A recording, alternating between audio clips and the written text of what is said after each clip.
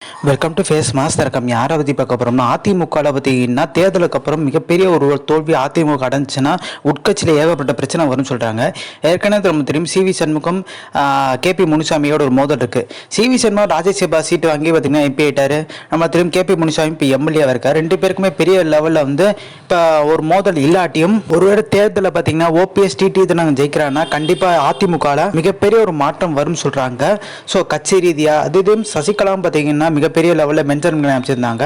CV சண்முகத்துக்கு பார்த்தீங்கன்னா ஒரு கோம் இருக்குது. வன்னியர் சார்பில் பார்த்தீங்கன்னா அவர் தான் அதிமுகலேயே பெரிய ஒரு தலைவராக இருந்தார்.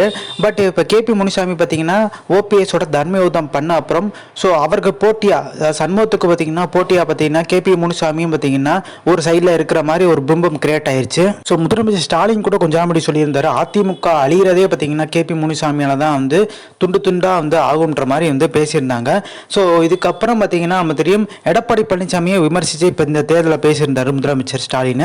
என்ன பேசியிருந்தாருன்னா முதல் சசிகலாவுக்கு துரோகம் பண்ணார், அப்புறம் ஓபிஎஸ் பண்ணார், அப்புறம் டிடி தினகர் இவங்களுக்கெல்லாம் பார்த்தீங்கன்னா துரோகம் தான் எடப்பாடி பழனிசாமி பண்ணியிருக்காருன்ற மாதிரி ஒரு பரபரப்பாக சொல்லியிருந்தாரு.